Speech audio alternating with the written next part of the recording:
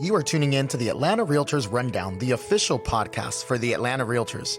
We're here to keep you updated with the latest trends, topics, and keep you in the know of our ever-changing Atlanta market. We hope you enjoy this episode. Welcome back to the Atlanta Realtors Rundown. I'm here with guest Gabby Maddox Davis today, and I'm excited to have her in the studio. So Gabby, if you would just start just by giving us a brief introduction of yourself, tell us a little bit about you and where you came from and how you got here. Yeah, sure. I am Gabby Maddox Davis. I am an Atlanta native, which is extremely rare, right? Graduated from Atlanta Public Schools. I've been in real estate now for about 10 years. Just opened up my own brokerage and top producer for the ARA for the past 7 or 8 years, $20 million plus in volume, over 50 units, and just passionate, Atlanta fanatic, and passionate about diversity, equity, and inclusion in our businesses and how we can grow. Awesome. And you're pretty young. So how old were you when you got your license? You're going to tell your age by that. I'm going to tell my age, but I was 23 when I got my real estate license. 23, nice. So Did you decide to get that just right out of college, or what inspired you to go down this path? I love that question, right? And it's a two-pronged question, what made me become successful and what made me get my license. At 18 years old, my mom, single parent, she was like, if you want to go to college, you got to go somewhere locally because I cannot afford for you to go anywhere else. So I decided to go to Georgia State. When I went to Georgia State, my sister was working at T-Mobile, actually. And I was like, can you help me get a job? I was like, because I can't afford anything. And my sister ended up helping me get a job. And I ended up getting this amazing boss. I was a wild child. I was straight out of Atlanta Public Schools, enjoying and living my life, 18 at Georgia State. And he was like, I'm going to help you get a job, but we're going to have to reel you in a little bit, Gabby, but I'm going to turn you into a sales machine. And I was like, really? You could do that at 18? And so he put me in a million different classes, executive maturity, how to run your business like a business, sales classes, John Maxwell training, anything that he could do to make me grow as a salesperson, help me with my speaking skills, my etiquette. He did it. And from there, by the age of 21, I was one of T-Mobile's top salespersons across the nation and running multiple teams. I wasn't even able to drink at most of our conferences now that I think about it, but all of my employees were on average 10 to 15 years older than me. Wow. And from there, one day, we had a robbery. Oh. And I was like, you know what? I think I want another career choice. And I was at church one Sunday, and my pastor was like, what do you do in your downtime? If you could do anything in your downtime, what do you do? And I remember thinking, I look at houses and I like looking at HGTV and all the channels. Right. And you think in your head, now that you're a realtor, you're like, oh, that is not how it goes. Yeah. But that's what I enjoy doing. And I knew I was great at sales. So I said, let me go try to get my real estate license. At a really young age. Ended up getting it, and I just so happened to click. You know why? Because all my friends at Georgia State were starting to graduate. Mm-hmm. And they were like, we got to find us a condo, a house, or something. Right. And so I struck right while the iron was hot, right? Mm-hmm. And from there, my real estate career took off. I ended up still being top in T-Mobile, still being top to where I was staying in a penthouse next to my boss. Wow. At 22 years old at T-Mobile. And he was like, do you have another job? Because I know how much you make. And I was like, do you want to buy a house? He ended up buying 10 houses from me. Oh, my gosh. So this guy, basically, you came across your sister helped you get this job.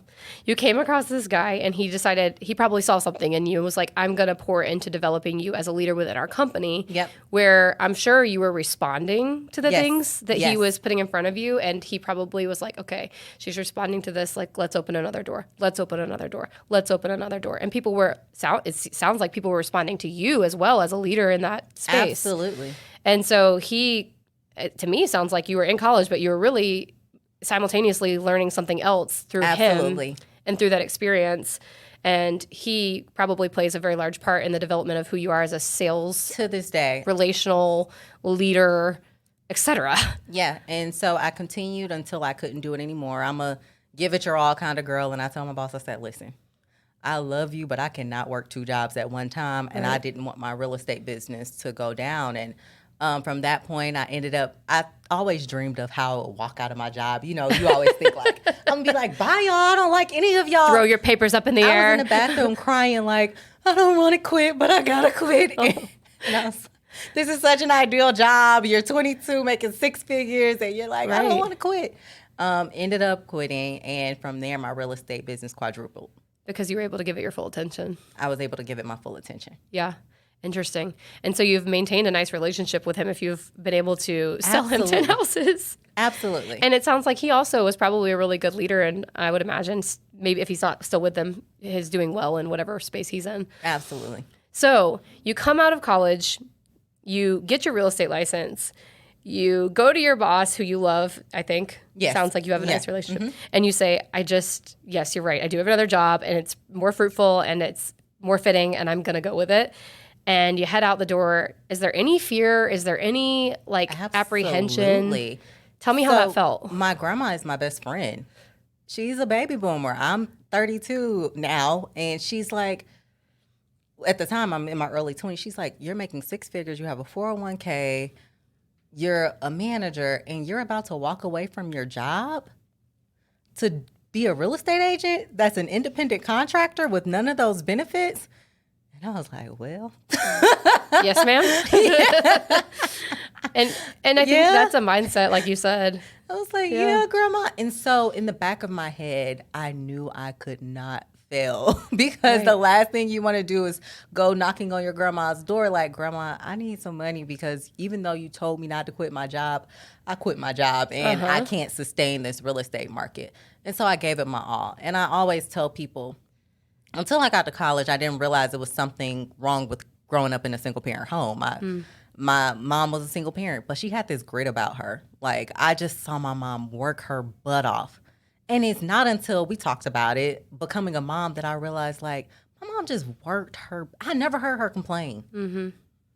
And I think about all the sacrifices she made by herself. And I'm a parent now, and I'm like, I know my son hears me complain. So I'm like, I just saw her get up and hustle and do whatever she needed to do to feed me and my sister. And so I was like, you know what? I'm going to do whatever I need to do to hustle to make sure I don't have to go back to my grandma and beg for anything. Right.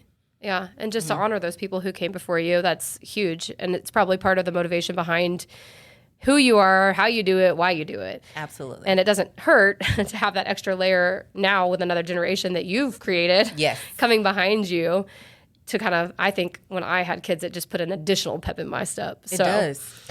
So you come out of college, you have this conversation with your grandma, you just conquer that fear and you're like, I'm going to do this. Failing's not an option. Not being good at this is not an option. And you know you're a capable person. Yeah. Because you've seen yourself succeed in the world that you were in before. Yeah. And you fully apply yourself to your business. So tell me a little bit about how that went for you, how you started building it, how you were getting, where are you reaching out to get business from outside of your initial sphere you had? Because you can only tap into that for so far and so long.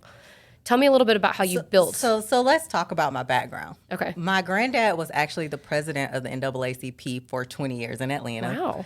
My mom and dad are like Atlanta. I told you, West Side Atlanta, that's my mom and dad. Okay. So, and my whole family is from the West Side. My granddad's church was in the West Side. So when we talk about tapping into your sphere, and I went to Atlanta public schools, that was what I did. I realized very quickly that a lot of agents know a lot about real estate and how to tell you everything about a house, but they have zero sales and communication skills. And I still think it's a huge opportunity for a lot of us, right? They have no idea how to manage their CRM. I come from that world, right? Mm-hmm. And so I was able to bridge that gap for millennials who felt like, well, my realtor can't connect with me. I don't understand what they're saying. I'm ashamed to say I don't know. And even some non-millennials who were like, yeah, I don't know what they're talking about, my realtor, but I'm afraid to say it. And I understood the language of not real estate, but the language of sales. Right. I need to be able to explain to my 4-year-old how to buy a house and to my 80-year-old grandma. And that was a gift that had come through me from being in so many sales classes. And so I think that's what it attributes to me being able to tap into my sphere. Mm-hmm. What I learned really quickly is I call it the circle of sphere. You have 2 different layers of your sphere. Your mom, your sister, let's just say your closest family, your immediate family, they are typically not the first people to support you in your business. And everybody gives up on their sphere of influence once they realize that, right? But what you realize is the people directly out of it. So your mom's best friend, who you call aunt, whoever, or your granddad's church members, or one of your friend's friend, your best friend's friend from high school that's now their college best friend. Those are the people typically who will tap into your business first. And it's not because those people in your closest sphere don't care about you, but it's because they know you. They know you. And so they're like, you're going to have to prove to me that you can really sell houses before I support your business. So you tapped into the sphere. You continue to build your business. And we know in real estate, it takes a few years to get that going for real. But once it gets going, it really does snowball. Oh, my gosh. And it continues to kind of pick up the momentum as it goes along, just like a snowball would if it was rolling down a hill.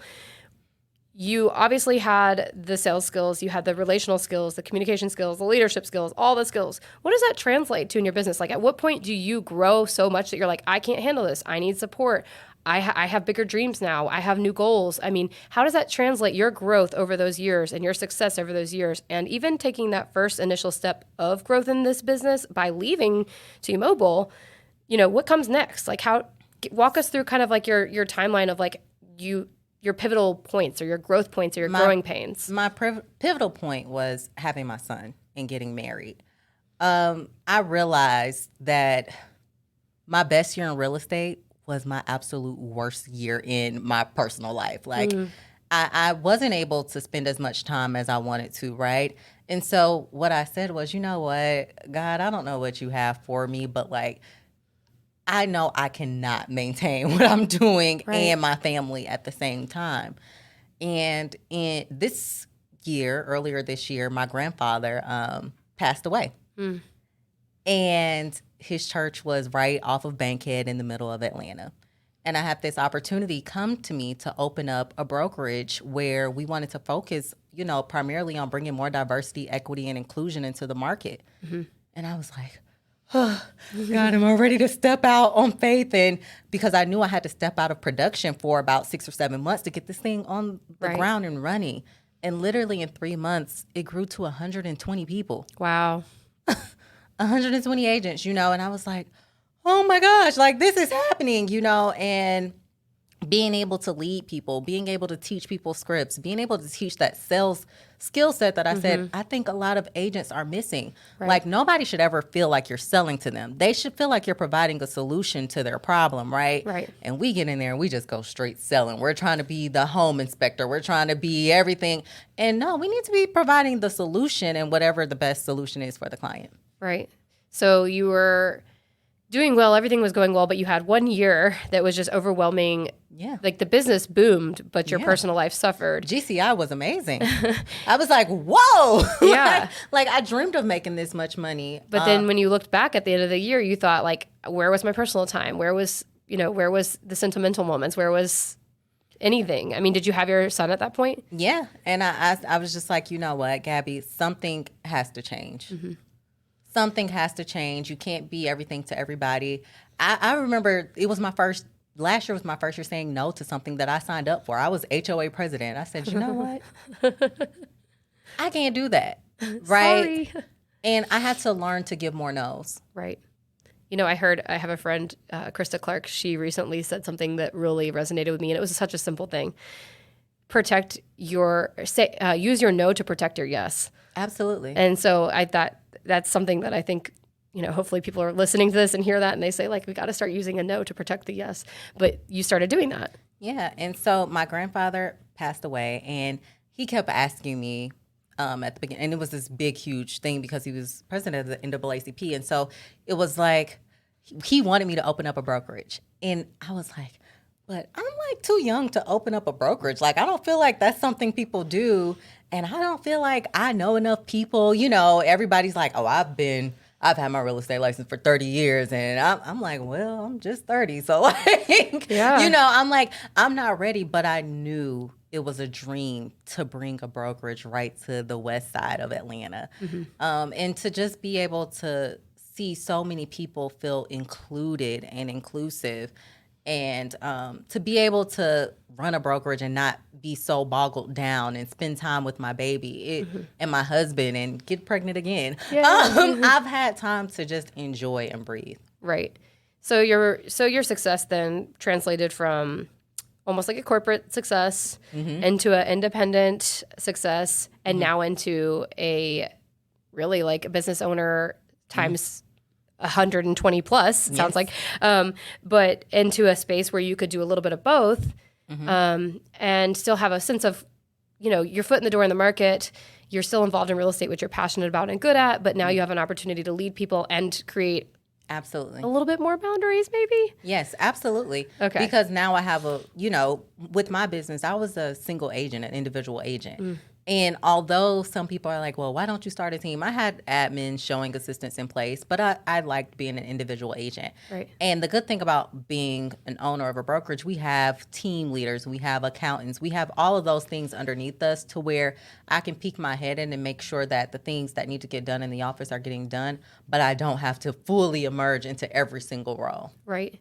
And so do you think that I've had that similar feeling of being like, well, I'm too, quote unquote, too young to do that, or I won't gain the respect, or people won't take me serious, or where am I going to be able to find the equity partners or the financing? All of it. So talk us through a little bit about how you overcame that. And do you think there were specific relationships or strategic relationships that you had, or people that you had in your corner that really had already placed that trust in you and believed in you, that launched you to just move past that feeling like a barrier? Absolutely. So how this opportunity actually had come about, it was a previous person who was selected to be the operating principal, and after she attended my granddad's funeral, she said, Gabby, something came to me that this is supposed to be your opportunity. And I was like, it did?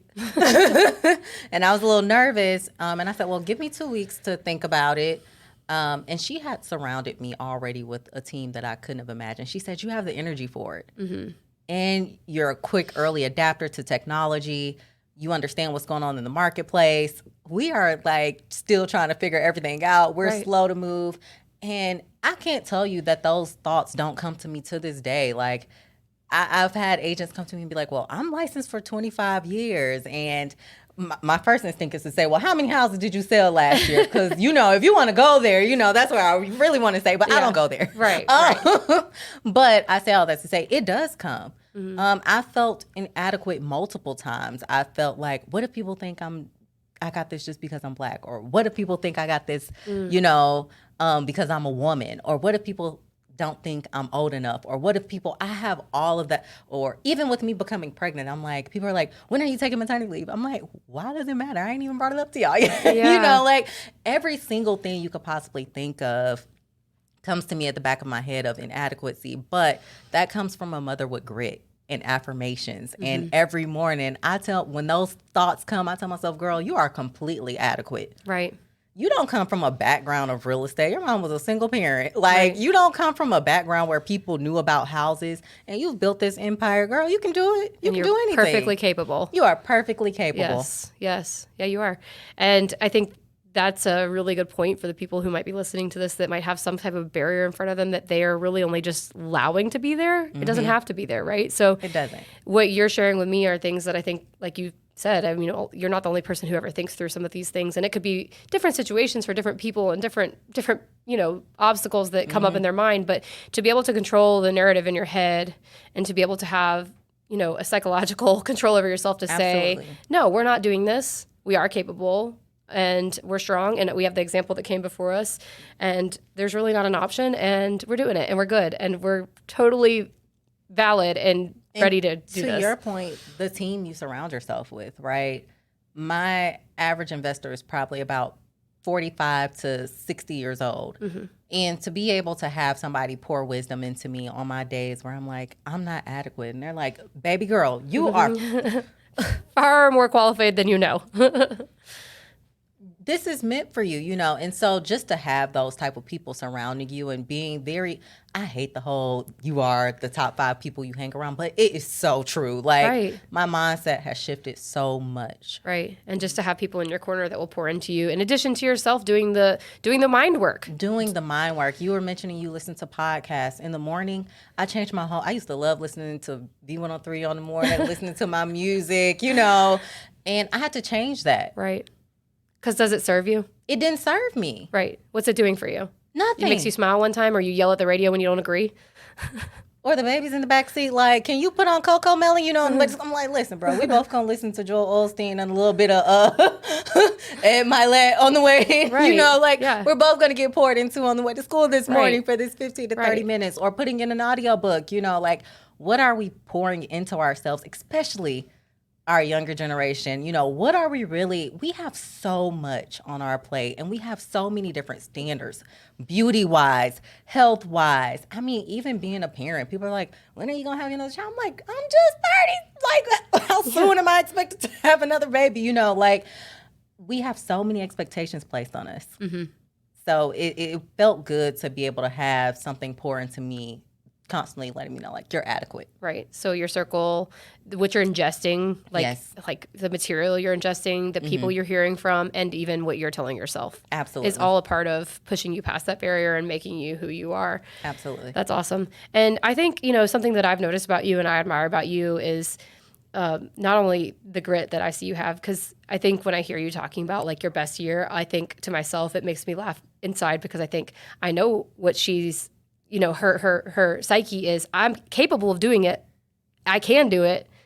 Do I need to do it? And it's like that internal competition with yourself. I feel like you have that. Yeah. Where you're like, I know I'm capable, but do I need to be doing this? Is this the right thing for where I'm at in my life right now? And I think that's wise too, to be able to step back, assess it. Yeah. And to be able to actually, I mean, I don't want to use the word divide, but to be able to divide yourself from your business and say, like, I'm Gabby, the mom and the wife, and then there's Gabby, the business owner. And they both have to, they're not always going to balance perfectly, but they have to harmonize, and I have to prioritize both of them. Absolutely. And you did that by the steps that you took. But something I was just getting to this and I got sidetracked thinking through that, that I admire about you is just how I think and perceive you to move wisely. And I know you say I'm only 32 and this and that, but you also know that you do move wisely. I think you do. And I think Absolutely. I think they look to you, and I think there's a certain level of discipline that you Oh my gosh. are actually portraying, whether you know it or not, through what you do with your resources, what you do with your time, even how you set yourself apart when in that super busy year and said, okay, I've got to prioritize my family and get some kind of control back in the sense of where my energy and time is going. And so that discipline, I think, is a huge probably part of your success as well. You didn't bring it up, and a lot of people wouldn't say that about themselves, but I'll say it. And it's something that I notice in you. And I would love to hear just a little bit about where you learned. Obviously your mom, it sounds like, is probably part of the space that you learned this. But I think everything goes back to childhood. I told you earlier, I grew up playing basketball, and my basketball coach, he was, in basketball you have like AAU, which is summer basketball, Right. and then you have regular school year. He was both. He was my high school coach and he was my AAU coach. Oh, wow. And when I say militant, like 5 a.m. practices, we were an amazing basketball team. So it was always practice and practice and practice. And when I got to my senior year, I was like, Mommy, I am tired. I just want to, but she wouldn't let me quit. Right, you can't. And back then, it's the little principles. Back then I was like, I don't want to do this anymore. Like, she was like, you've made it to your 12th grade year. You're not quitting. And I think about that constantly. I think about my need for perfection. Get started.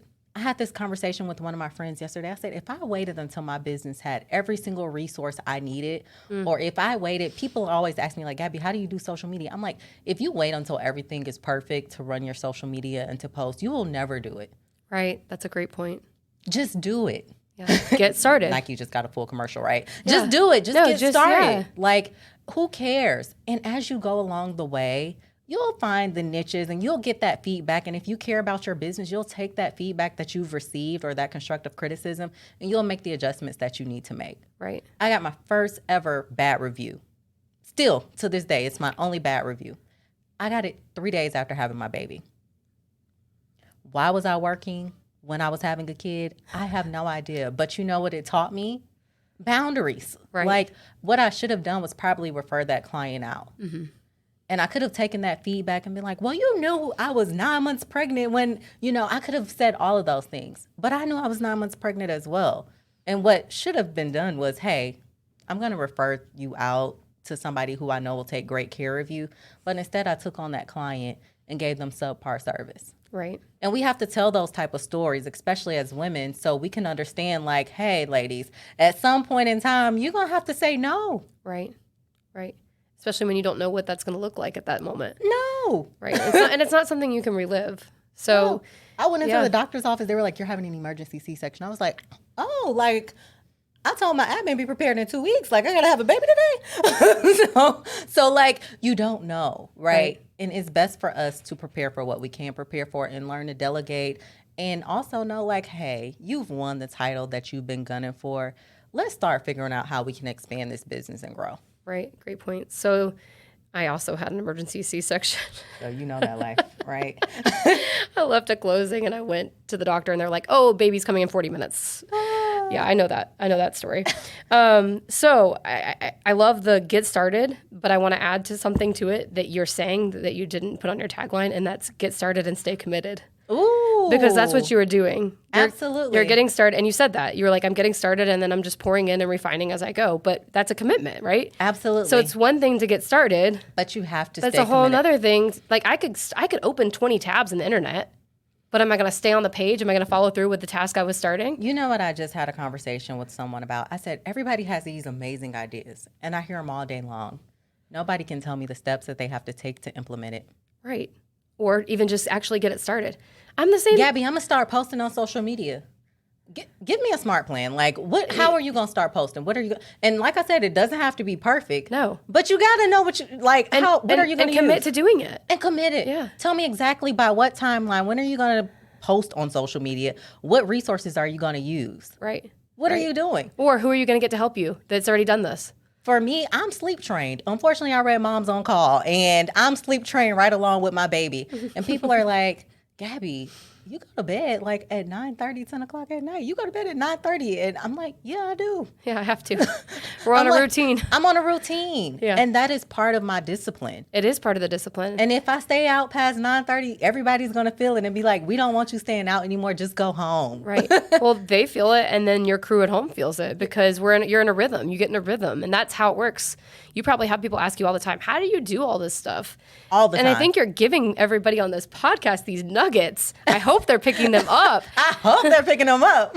You get started, you stay committed, and then you've got a rhythm and a schedule and a routine, and you've got discipline. And, people can pack a lot of stuff into a day. Yeah. But if you don't have, some of these traits and these characteristics and that grit and that commitment and that routine, you can't continue doing it. We went to this thing at my brokerage. We had this thing called Family Reunion, and I think I was the first one to say, hey, guys, y'all can stay out and drink tonight. I'm going to go to sleep. I want to be up. It's a class I really want to go to. And one of my friends, she's like 65, she said, I didn't realize how disciplined you are. She's like, you are such a disciplined freak. I was like, I am. Yeah. Like, y'all can miss the class because you've been out doing whatever, but I am going to enjoy this class in the morning that I spent all this money on this conference for. Like, right. And so it is so important to have discipline. That's huge. And to add to that, it's so important to know your DISC assessment. I don't think enough people hone into that. And in these past 3 years of my life, I've been really getting coaching to my DISC. Right. And understanding where my blind spots are. Right. Because Kate can't be everything to everybody. No. And Kate needs to know, like, this is Kate's personality. This is where she thrives. And this is also where Kate does not thrive. And you need to know that, right? And who's going to clash with you. And, there's also an appropriate time. And I'm sure you've come to this point in your business where, like, there's some people you don't need to work with. The money might be great, but there's some people you just don't need to work with because it's going to result in another bad review because and you just that can't. Before you start working with you them. can't You serve feel them. that tension. Yes. But you're like, I just want this last little bit, but well before. It wasn't a good idea. It wasn't a good idea. Yeah, absolutely. And so there's so many things I admire about you. But another thing that I wanted to talk just briefly about, just hit on, is how you budget, how you manage money, and maybe how that discipline has played into your personal life and how you've used your finances and real estate to put you and your family in a more secure position that I personally believe people who do all the things you're doing, the discipline, we already went over it, but also try to set themselves up for success from a security standpoint. Obviously, we can't control everything. It sounds like you believe in God. I believe in God. We know that ultimately these are, our life is in God's hands. Yeah. He makes the decisions, but we do have the ability to lay some of the pavers, along the way. Absolutely. So how have you done that in your life? Everybody who heard you ask that question who is close to me is probably going to be like, she will not spend $1. I've had varying opinions, right? Growing up again where I didn't have anybody to say, here's all the money for college. I didn't know that was normal until I got into real estate in Sandy Springs. And I was like, oh, y'all pay for y'all kids to go to college? I remember sitting at a closing table. We talk about mindset shifts, and I'll get to me on saving money, but I really think this is important for a lot of people to hear about mindset shifts. I remember sitting at my first closing and the closing attorney saying, I'm like, why do you work so hard? You've been doing this for years. You're like the largest closing attorney in Atlanta. And he's like, I'm paying for my daughters to go to school. And I was like, you pay for your kids to go to college? I was like, you better tell them to take out student loans. Meanwhile, I'm paying off my last student loan. Like at that point, and I paid them all. I'm completely debt free. But I remember thinking that. And boy, did it take me like 5 years to realize like, what a privilege and a blessing it is to tell my baby, like, you can choose whatever college you want to go to. Mommy got you. Right. You don't have to make a decision on your education based on how much money you have. Mm-hmm. We have to be able to understand finances at a higher level. And so the first thing I did, even when getting married, me and my husband reread The Total Money Makeover together. We sat down. My grandma was a marriage counselor for years. We sat down and said, how did you guys set up your accounts? We figured out everything financially, so much to now I'm in this wealth program. And every time I go home, I see you guys doing it as well. I don't post it, but we're flipping houses. And I'm like, oh my gosh, like we're creating real estate wealth together. Mm-hmm. But at that same token, and we have our vacations planned out. So we're not just popping up, spending money out of the blue. You're disciplining yourself with your resources. And then I think, what is the return of every dollar that I spend on my business? One of the things I love about my company is that we lead with revenue, not expenses. I see real estate agents get their license and they're snapping pictures quicker than anything. And I'm like, what return are you getting on these pictures? Have you made any money? Right. And now that the market has shifted, everybody's like, we're broke. We got to go find a job. You have to lead with revenue. You have to know the return, the cost of sale, the return of every single dollar spent. Right. If I'm spending $1, I need to see a return. Yeah, I hear you, and I'm just inside. I'm just cracking up again because we're the same person. We are. I had my husband do Financial Peace University with me when we were engaged. So Dave Ramsey to start. Yes. I think there's a certain point. We don't have to get it. This is not a money podcast, and we've got to wrap this up. Oh, but there's a certain point that you get to, and you realize that you don't have to be like everybody else. You don't have to come off with a certain appearance. Mm-mm. You don't have to answer to anybody other than yourself and your family. Yeah. And God. Yeah. And there's people you want to honor in your business. There's things that you have the bandwidth and the capacity for that others might not.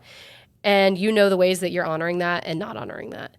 And I agree. And one of my biggest things and why I do what I do is because I want to be able to give freely. Mm-hmm. And I think, how can you give freely and give from a really good cup in your heart if you don't have it? Right. And if I have it and my family has it and we have created generational wealth, and some school needs this large donation or somebody, I can give freely. I don't have to worry about it. But how can we give freely if we have no cup to pour from? Right.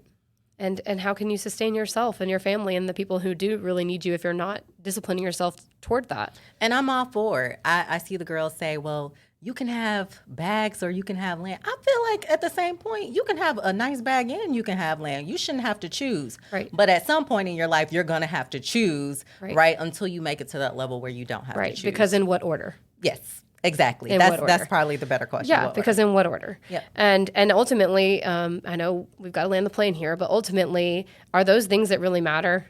Yeah. And, Do they matter? I'm going to stop because I could talk to you for another hour about this. But what I think is just so cool about you, and I hope people get an opportunity to sit down and talk with you or meet you or interact with you on social media because you're so good at that, or just at least follow you. We'll put your contact info in the bottom of the description. What I think is just so cool about you is that you make it look effortless. We all know it's not. We all do real estate. We know the grind. The people who are doing what you're doing for real, the people who aren't behind the smoke and mirrors, and for those who are, like, look to you. I hope they look to you. You're just a hardworking woman who's got your priorities straight, in my opinion, and you're treating others the way that you'd want to be treated. And you have an amazing group of people around you and relationships that you've not only built previously, but are continuing to build. And I just admire all that about you. And so if there is anyone out there that's listening to this podcast and they want some inspiration, or they feel like they're too young, or they're not sure where to start, or they don't feel like they're entitled to the success, maybe that imposter syndrome. I think you're a really great person for them to be able to look to. Thank you, Kate. Just don't make me cry. I have pregnancy hormones. Don't cry. And just to feel encouraged. And, I think there's also a space for people who are more senior to us to look back and say, like, you know what, this is inspiring. And if these quote unquote young people can do this, I can do this too. Absolutely. And so I just want to thank you for coming in here. Thank you. And I'm so glad that we got to sit down and have this conversation. Me too. And I hope that it benefits somebody listening, and that I hope we continue to see you around the Atlanta Realtor Center. You will. Thank you for inviting me and having me. I obviously look up to you too. We became friends through social media, and we became friends through here, actually. YPN, and then through social media. And I've enjoyed watching your family grow and my family grow and communicating with you. Thank you, Well, Kate. thank you, Gabby.